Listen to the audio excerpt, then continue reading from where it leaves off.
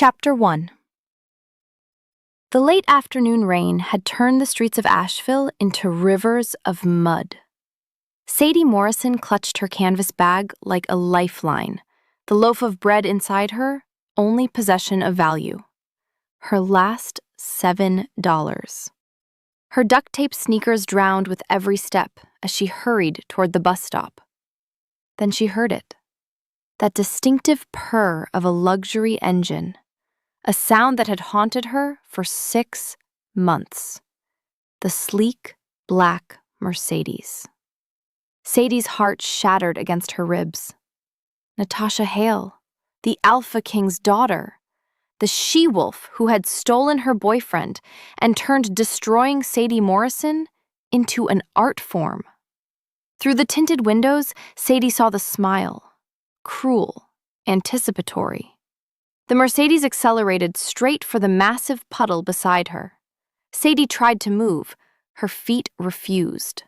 Splash! The wave hit like a physical punch. Filthy water, mud, oil, debris from the storm drains, engulfed her. It soaked through her clothes, into her mouth, her eyes. Her bread hit the contaminated water with a sickening plop and dissolved. Her only interview shirt, the one she'd ironed on her floor last night, clung to her body, ruined. The Mercedes stopped. Natasha never missed the encore. Designer heels clicked on wet pavement. Natasha emerged like a goddess descending to examine a mortal wound. Her blonde hair remained perfect. Her smile remained sharper. "Oh my goddess! Look at you now, Omega!" She held up her phone, panning slowly. "You look like the trash you are." Sadie stood frozen.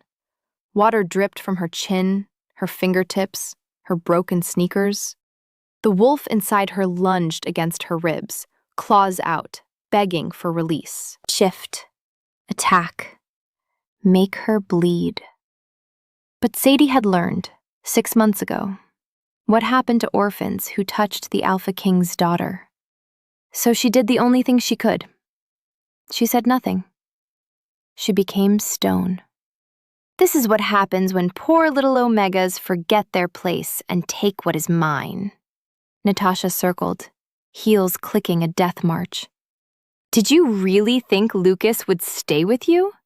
Did you think a real alpha would want a worthless orphan who can't even afford clean clothes? Sadie's throat burned. Her wolf howled. She locked her jaw until her teeth ached. "You should be thanking me." Natasha's whisper was venom distilled. "I did Lucas a favor. You were just charity work." 3 years. 3 years she'd given Lucas. Then she'd walked in on them 6 months ago, and Natasha had laughed while Lucas wouldn't meet her eyes. Since that day, Natasha had made cruelty her hobby. Cat got your tongue, Omega? Or are you finally learning to stay silent like a good little? Natasha! The single word cracked through the rain like a whip. Both women froze. A black SUV sat 50 feet behind Natasha's Mercedes. Silent. Watching. How long had it been there? The rear door opened. Alpha King Bryant Hale stepped out. 6'4" of absolute authority. Dark hair silvered at the temples like frost on obsidian. Eyes the color of molten gold that could make elder wolves submit with a glance. Those golden eyes locked on his daughter. They burned with something beyond fury. Something that looked like disgust. Natasha's face was drained of all color. "Daddy, Silence." Bryant's gaze shifted to Sadie. The full weight of the Alpha King's attention pressed down on her like gravity. His eyes traveled over her drenched body, the ruined bread dissolving in the gutter, the tears she hadn't let fall. He saw the interview shirt, the broken sneakers, the way she held herself perfectly still, like prey hoping the predator wouldn't strike. Something shifted in those golden depths. Not pity, not anger, recognition. Then his expression hardened into stone. "Get in my car." The words were not a request. They were bedrock. Sadie's breath caught. Alpha King, I don't... Now. The words softened just slightly, like a blade wrapped in silk. Natasha's mouth opened, closed, opened again. "Dad, what are you doing? She's nobody. She's just..." Brian's head turned.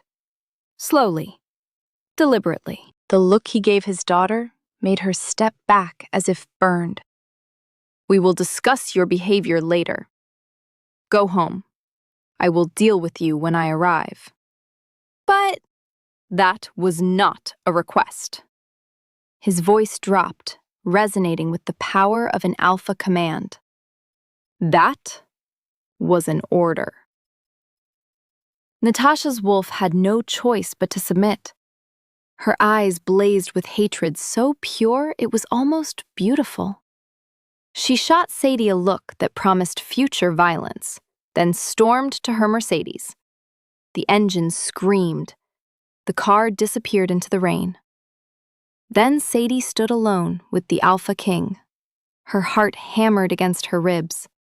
Every instinct, survival, flight, self-preservation, screamed at her to run. Alpha Kings didn't help orphaned Omegas. They didn't notice them at all. Unless they were about to destroy them. "I'm sorry." The words fell from her lips before she could stop them. "Whatever I did to offend her, to offend your family, Whatever you did, you don't deserve that treatment." Bryant removed his suit jacket. He held it out. "You're shaking. Take this." Sadie stared at the jacket. "I'll ruin it. I'm covered in..." "I don't care about the jacket." He stepped closer. Close enough that she caught his scent. Pine and midnight and rain-soaked earth. And underneath, something distinctly alpha. Something that made her wolf, for the first time in 6 months, stop howling in pain and instead stir. He draped the jacket over her shoulders himself. The warmth of it, the weight, the scent enveloping her. It felt like being wrapped in safety, a feeling she'd almost forgotten. "My car is waiting." Bryant gestured to the SUV. "I'll take you wherever you need to go." Sadie looked down at herself. Filth. Ruin. Nothing. She'd have to walk 3 miles home to an apartment with no hot water and a fridge full of air. What did she have left to lose?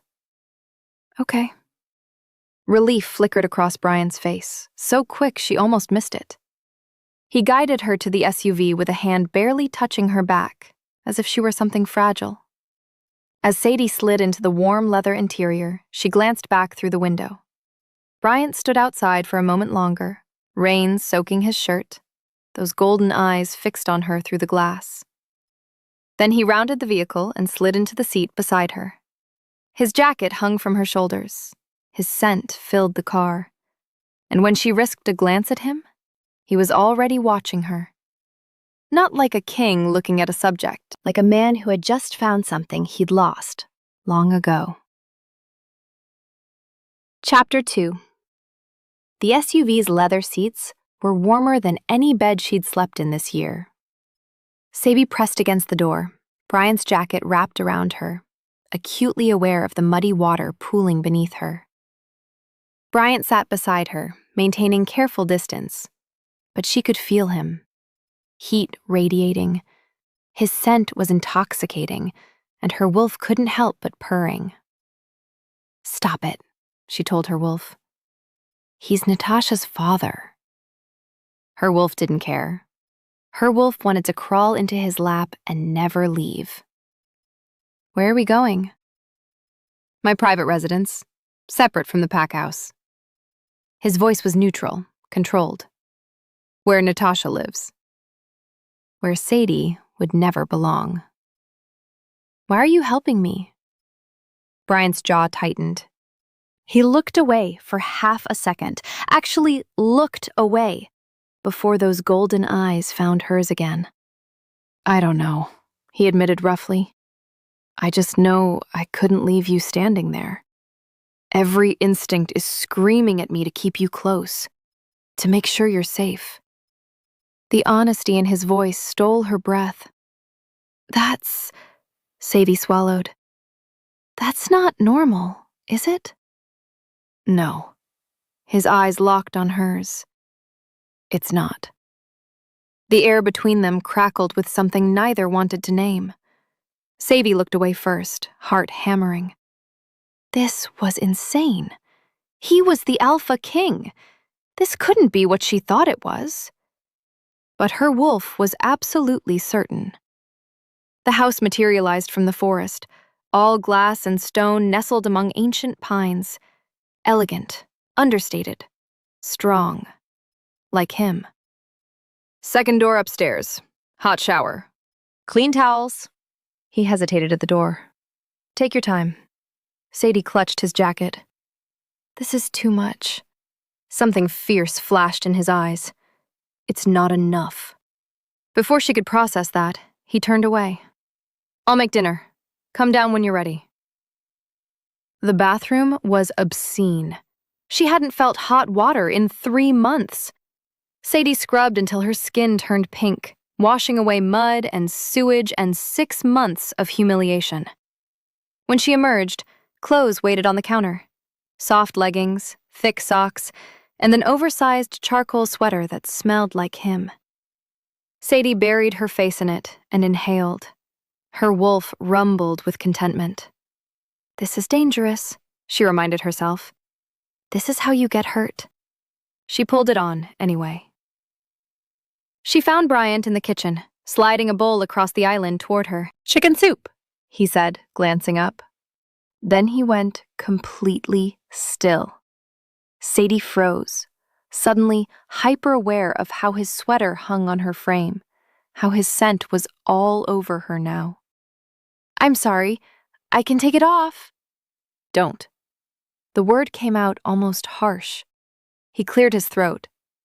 "It looks... You should keep it." The heat in his eyes made her wolf preen. Sadie perched on a stool, wrapping her hands around the bowl. The soup smelled incredible. "When did you last have a proper meal?" "I had bread this morning." She gestured to the soup. "This is really good." "That's not what I asked." Sadie kept her eyes on the bowl. "A few days ago. I've been saving for an apartment. Food isn't the priority." His jaw clenched. "And tonight?" "That bread in the puddle was supposed to last me until Friday." The sound he made was somewhere between a growl and a sigh. They sat in silence while she ate, but it wasn't uncomfortable. It felt almost domestic. When she finally set down the empty bowl, Bryant leaned forward. "I want to offer you something." He hesitated. "A job. Administrative work at the pack house. The pay is good. You'd have your own room." Sadie stared at him. "Why?" "Because I can't stand the thought of you going back to that storage unit. Because you deserve better. Because..."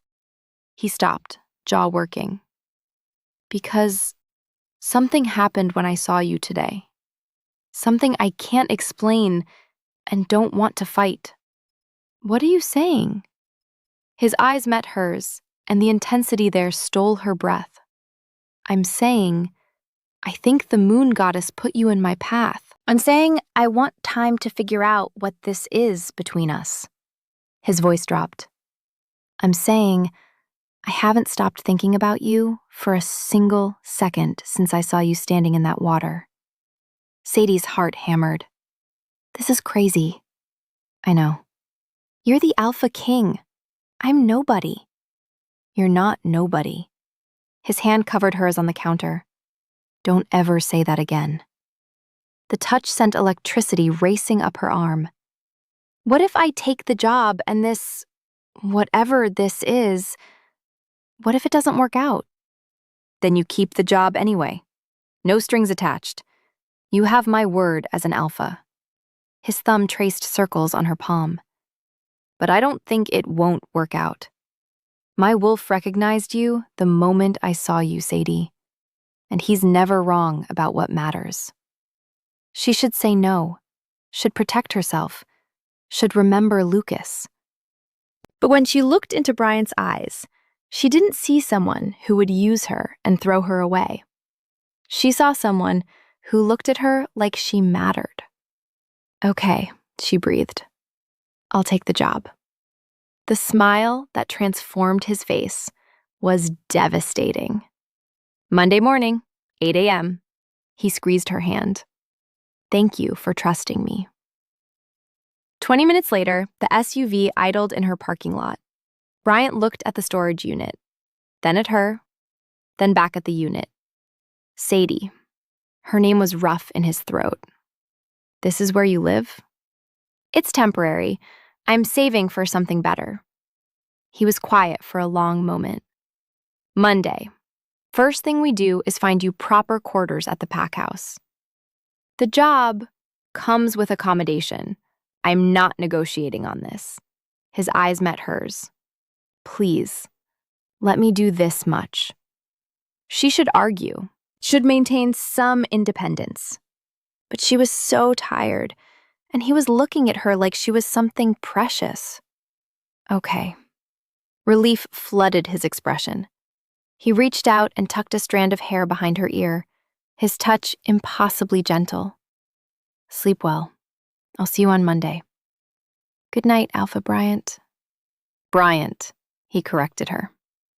Good night, Bryant. Her cheeks flushed. His eyes flashed gold at the sound of his name on her lips. Then he waited until she was inside before driving away. Sadie locked her door and leaned against it, heart racing. Her phone buzzed. 23 notifications. All videos. The splash. Her humiliation. Natasha's laughter. Posted everywhere. She almost dropped the phone, but she forced herself to look. Pathetic Omega. She deserved it. Trash recognizing trash.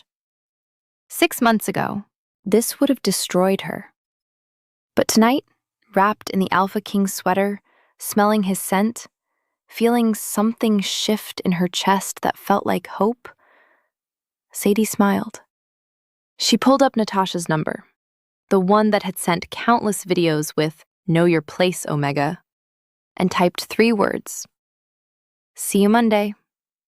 She hit send before she could reconsider. 3 seconds later, her phone rang.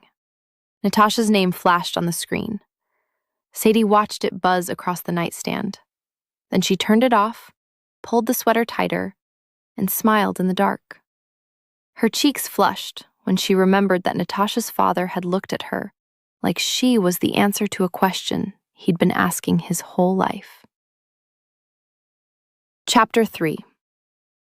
Monday morning arrived too fast. The navy blouse had a bleach stain near the collar that no amount of positioning could hide.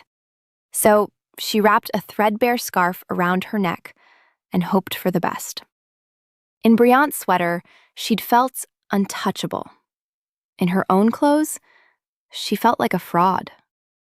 Marcus picked her up at exactly 8 a.m.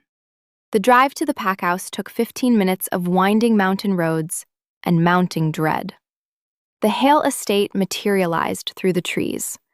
3 stories of stone and timber, wolves moving between buildings with the easy confidence of people who belonged. Sadie's stomach churned. She didn't belong here. Everyone would know it. Marcus led her through a side entrance. Your office is near the Alpha Kings. He wants you close. The way he said it suggested he knew exactly why. The office was small but beautiful. Windows overlooking the forest, a sturdy desk, filing cabinets that looked like they'd exploded. A basket sat on the desk with a note in bold handwriting. Welcome. I'm in meetings until noon, but I'm 3 floors directly above you, in case you were wondering. Bryant. Sadie pressed the note to her chest, her wolf purring. 3 floors up. That pull wasn't her imagination. She got to work. By 10:30, she'd reorganized an entire cabinet. She was reaching for another stack when she felt it. A cold prickling at the base of her spine. The distinct sensation of being watched. Sadie turned. Natasha Hale stood in the doorway. She looked exactly like she had 3 days ago. Perfect blonde hair, designer outfit, emerald eyes that could cut glass. But now those eyes were filled with pure hatred. You have got to be kidding me. Sadie's heart hammered, but she stood her ground. I'm working. If you need the Alpha King, I know where my father's office is. Natasha stepped inside, and Sadie's wolf immediately cowered. Alpha energy radiated off her in waves. What I don't know is what you're doing in it. I work here now. You work here? Natasha's eyes widened in horror. The Omega I dumped sewage on 3 days ago somehow has a job at the pack house. How remarkably convenient. I applied. I was hired. Don't play stupid. Natasha moved closer, backing Sadie against the desk. I saw the way my father looked at you. You're an Omega. You only have one thing to offer, and apparently you're using it.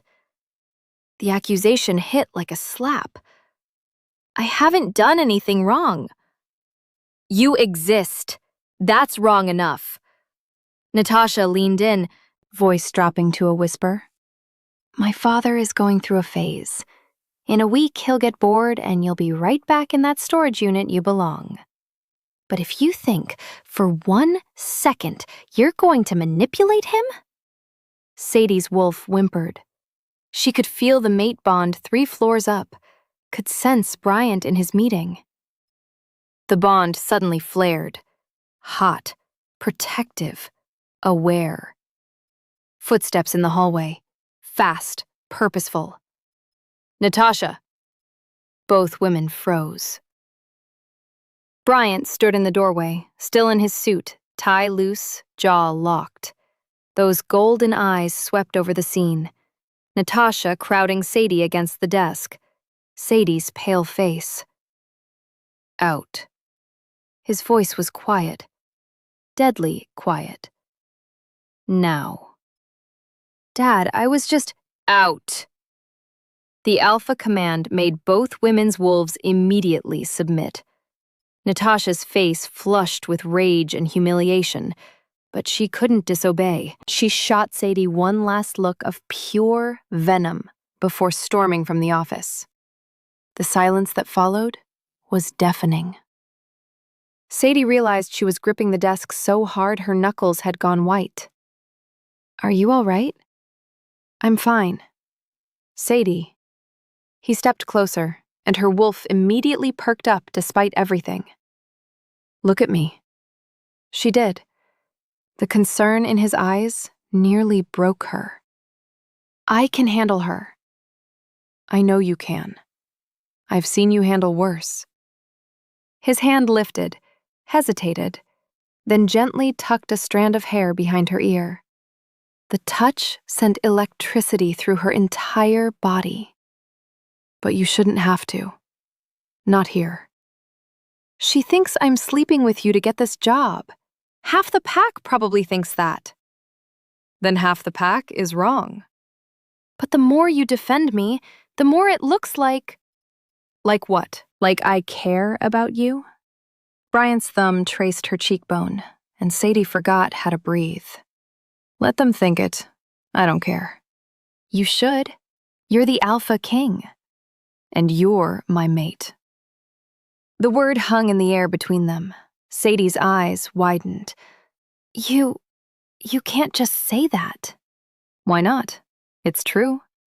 His other hand came up to cup her face, and suddenly she was trapped between him and the desk, surrounded by his scent and his heat and the overwhelming presence of him.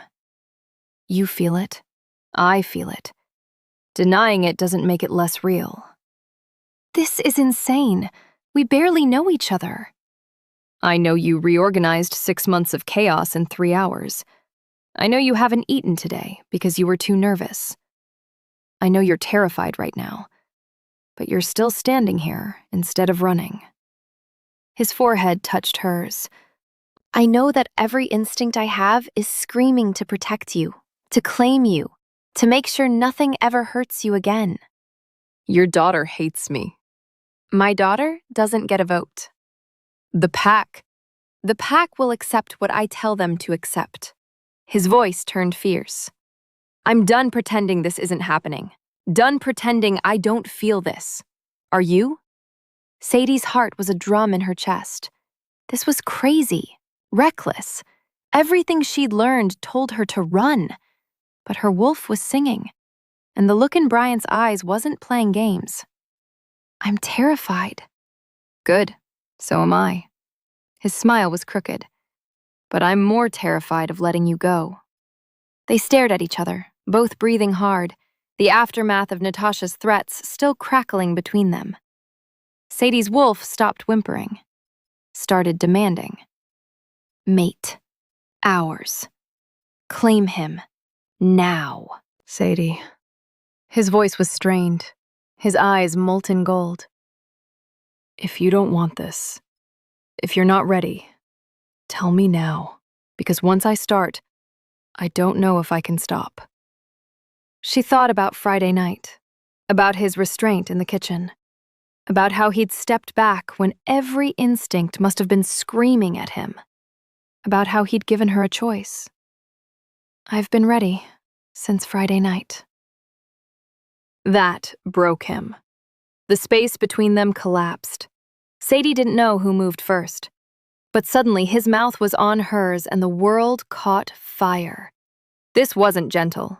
This was 3 days of restraint breaking. This was the mate bond finally getting what it demanded. The kiss was desperate, claiming. His hands tangled in her hair while hers fisted in his shirt, pulling him closer, closer, never close enough. He tasted like coming home, and she couldn't get enough. Bryant lifted her onto the desk, scattering papers, and stepped between her thighs. The new angle made her gasp, and he took advantage, deepening the kiss until she was dizzy with it. His wolf was close to the surface. She could feel it, could feel her own wolf rising to meet it. 2 halves of a whole, finally finding each other. Bryant, she breathed against his mouth. He pulled back just enough to look at her, his eyes pure gold now, his control hanging by a thread. Say it again. Bryant. He growled and kissed her again. This time it was slower, deeper, a promise instead of a question.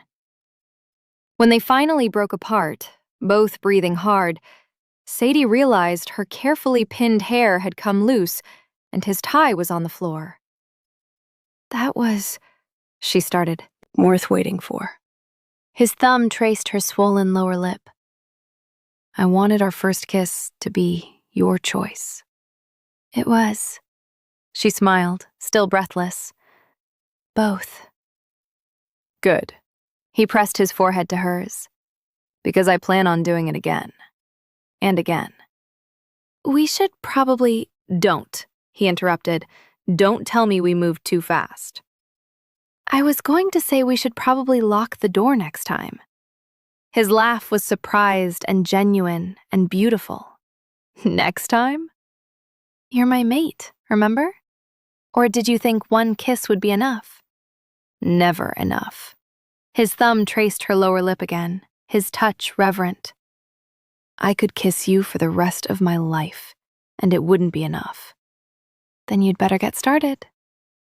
He kissed her again, soft and sweet this time, a promise. A knock at the door made them spring apart. Marcus's voice came through the wood. Alpha King, the council meeting starts in 5 minutes. Bryant dropped his forehead to Sadie's shoulder and groaned. I hate my life. Sadie laughed. You're the Alpha King. You love your life. I love this more. He straightened, running a hand through his disheveled hair. Come to dinner tonight. My place. Let me cook for you again.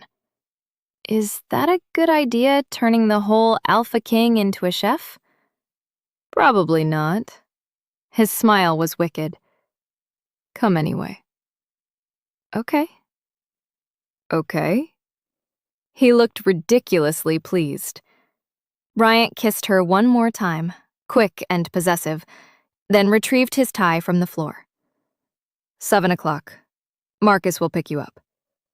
He was halfway to the door when he turned back. Sadie? Yeah? You're beautiful. Don't let anyone make you feel like you don't belong here.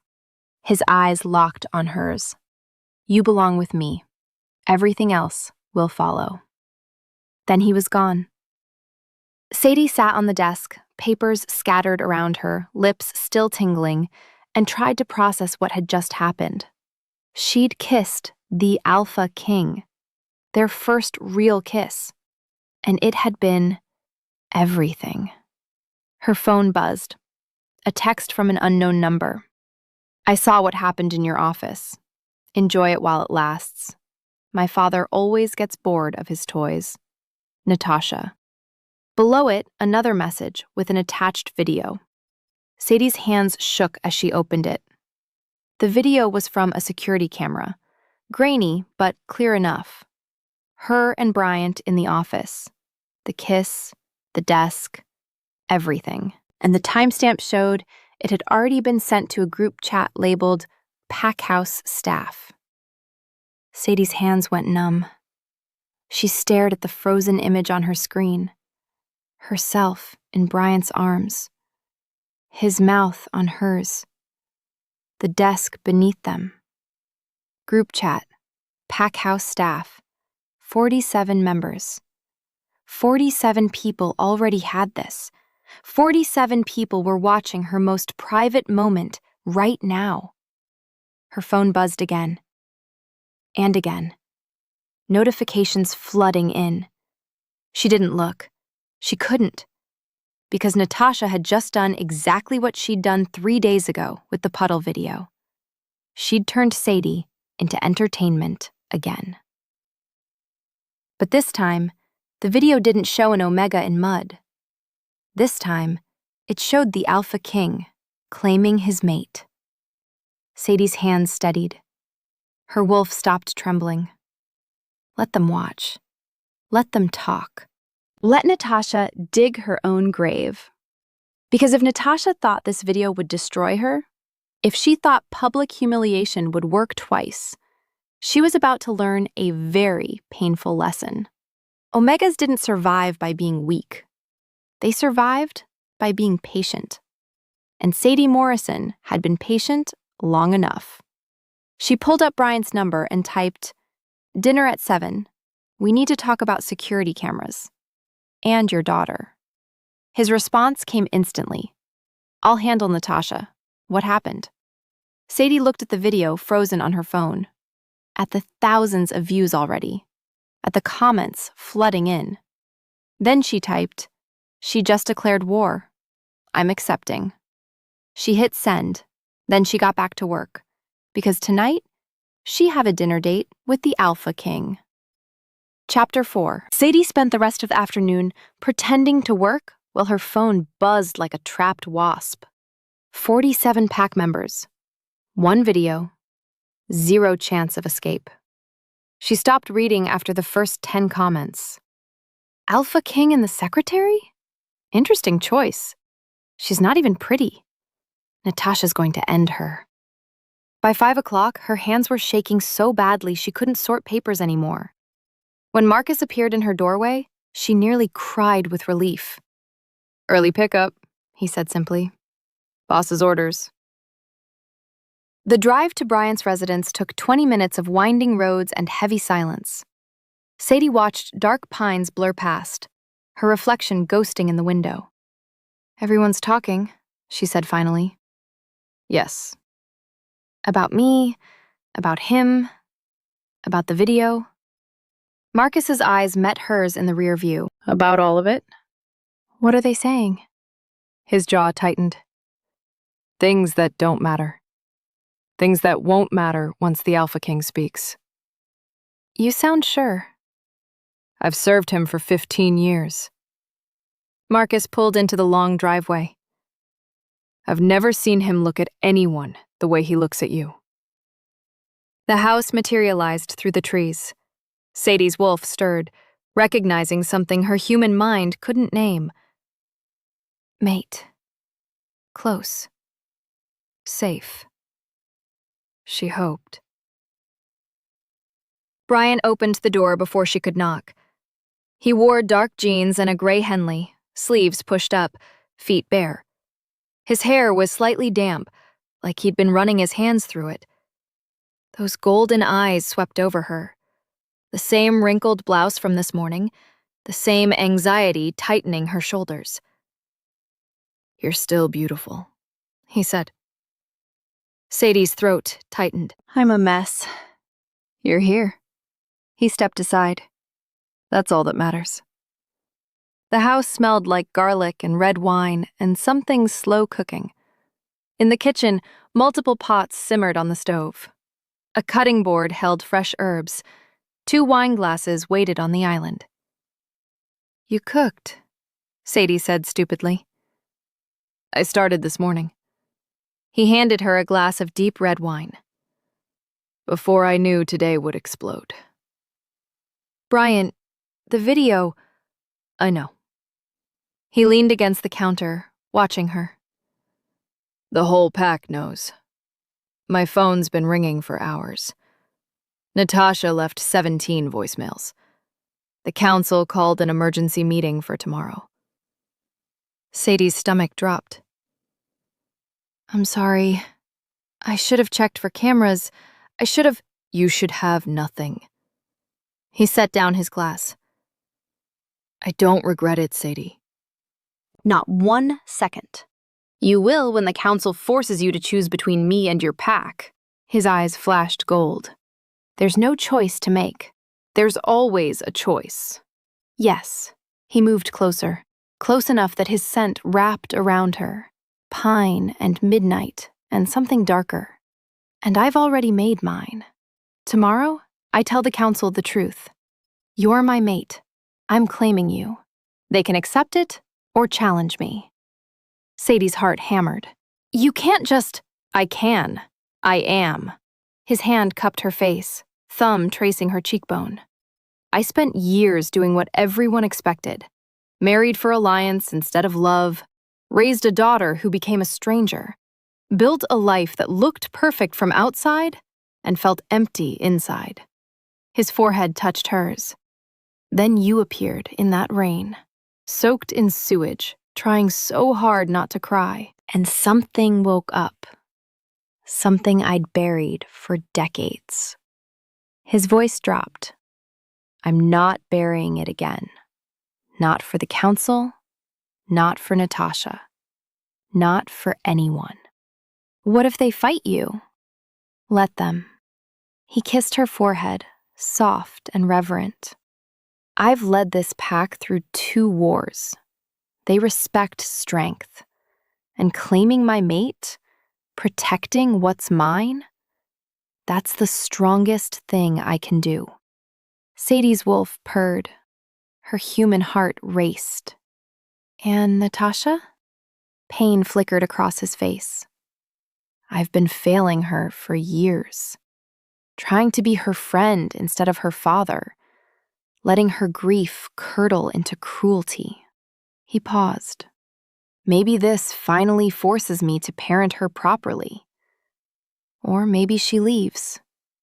Either way, I'm done sacrificing my happiness for hers.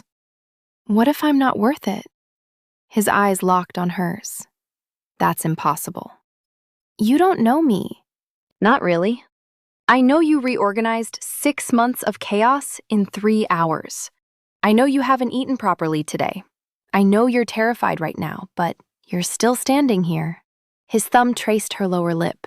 I know my heart races every time you're near. I know I haven't slept this badly since I was 20 because I can't stop thinking about you. A tear slipped down her cheek. I feel it too. I know. He kissed her palm. The bond doesn't lie.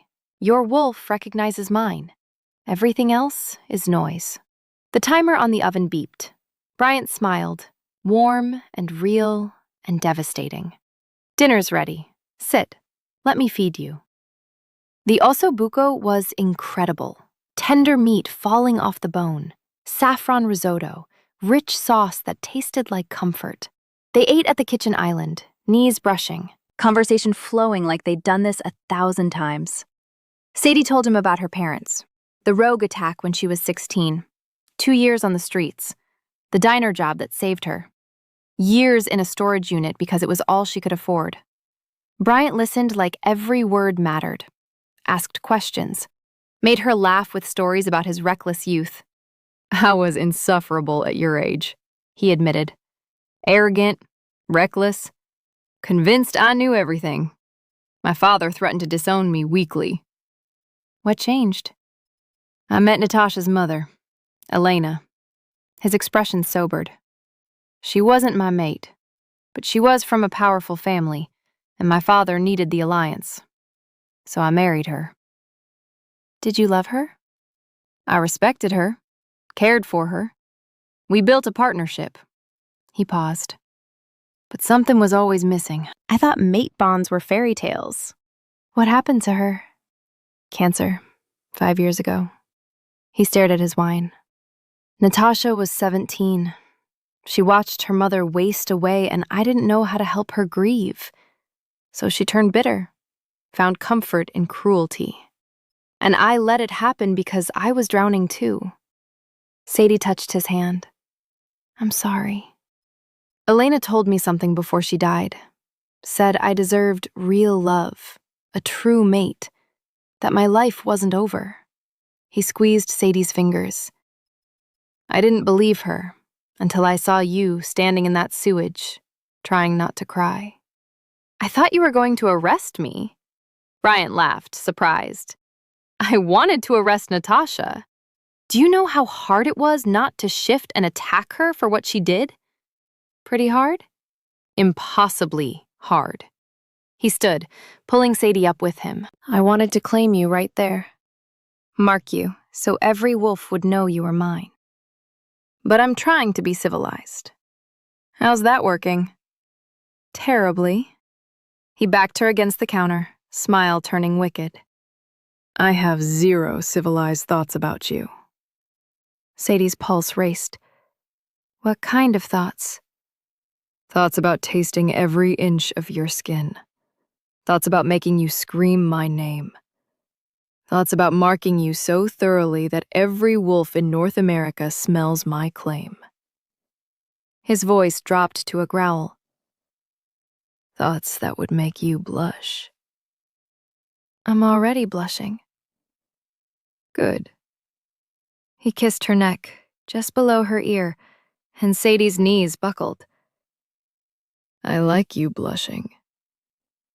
Bryant. Tell me to stop. She should. This was too fast, too intense.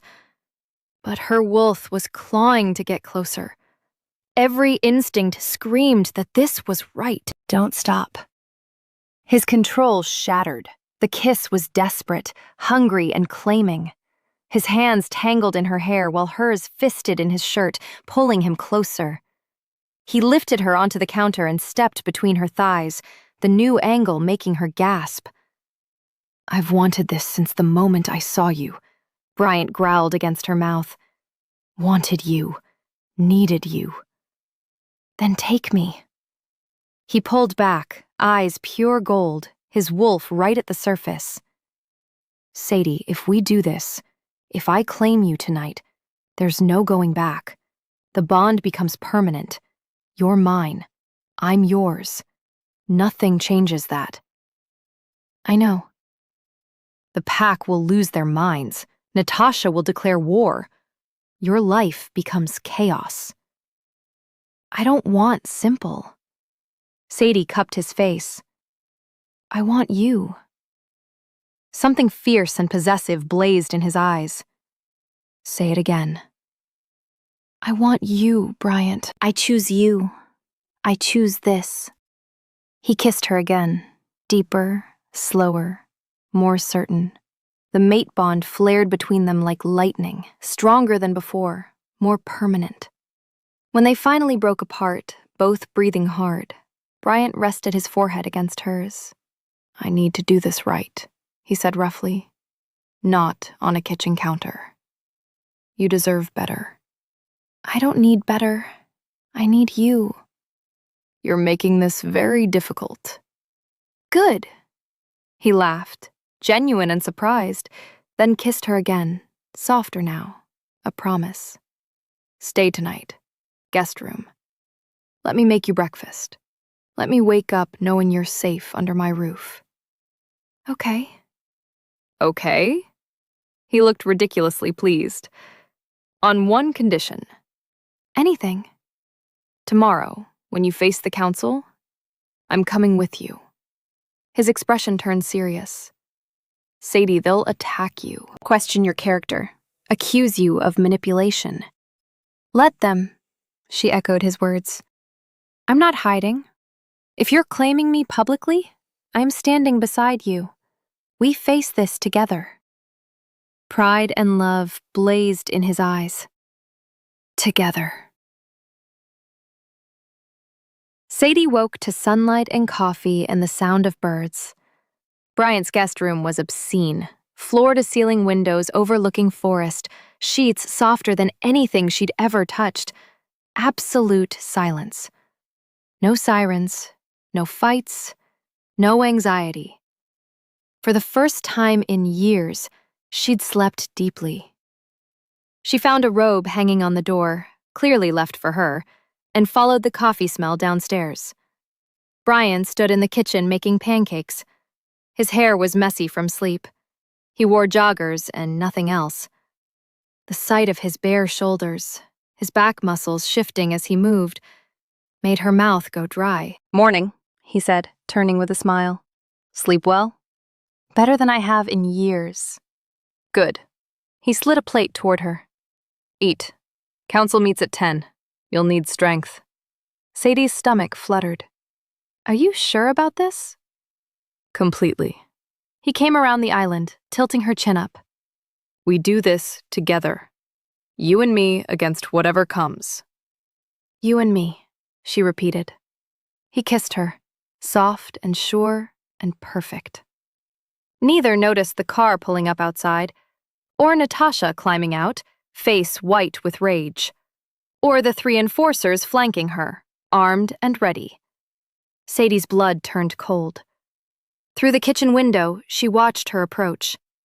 Behind Natasha, 2 more vehicles arrived.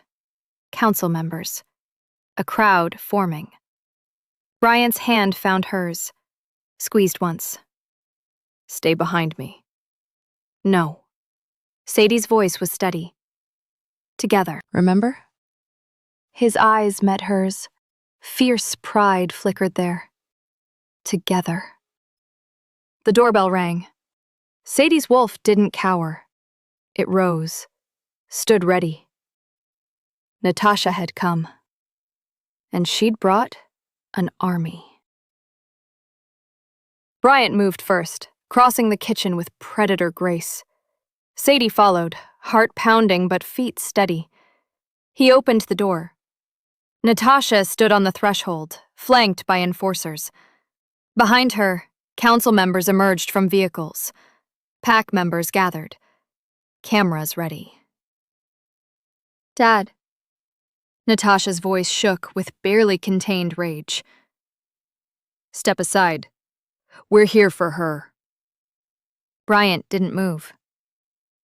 You're on my property, with my enforcers, threatening my guest. Explain. Your guest? Natasha's laugh was ugly. She's your hole, and we're here to remove her. The enforcers shifted uncomfortably. One wouldn't meet Bryant's eyes. Bryant's voice dropped to that deadly quiet that preceded destruction. Say that again. You heard me. Natasha's chin lifted. The council agrees. This Omega manipulated you, compromised your judgment, disgraced the pack. She's exiled, effective immediately. Silence. Dozens of eyes on Sadie. Waiting. Judging. Bryant turned to look at her. His eyes asked a question. Ready? Sadie stepped forward until she stood beside him. Not behind. Beside. I'm not going anywhere, she said clearly. Unless your father asks me to. Natasha's face contorted. You don't get a choice, Omega. This is pack business. No. Brian's voice carried to every wolf present. This is my business. My home. My mate. Gasps rippled through the crowd. Natasha went pale. You can't be serious. I've never been more serious. Ryan's hand found Sadie's. Sadie Morrison is my fated mate. I'm claiming her tonight before the full pack. Anyone with a problem can challenge me directly. One enforcer stepped forward. Massive, scarred, confident. Alpha King. With respect, she's an orphan Omega. No family, no status. She's not worthy of... He didn't finish. Ryan moved faster than should have been possible. One moment beside Sadie. The next, the enforcer was on the ground, pinned by his throat, golden eyes blazing with murder. Say another word about my mate, and I'll rip your throat out. The beta went still. Submissive. Bryant released him and stood, gaze sweeping the crowd. Anyone else? Silence. Natasha's face was a mask of hatred. This isn't over. No. Bryant's voice was ice. It's just beginning. And you, daughter, have a choice. Accept my mate and remain my heir, or leave this pack and never return. You'd choose her over me? I'm choosing her over the version of you that became a stranger. Pain flickered across his face. I've failed you, Natasha. I see that now. But I won't fail my mate. If you want to be part of my life, you'll have to earn that right back. Natasha stared at him. For a moment, something cracked in her expression. Grief, loss, the ghost of who she used to be. Then it hardened. Fine. She stepped back. You've made your choice. I'll make mine. She turned and walked away. The crowd parted. Enforcers followed, uncertain. One vehicle pulled away, then another.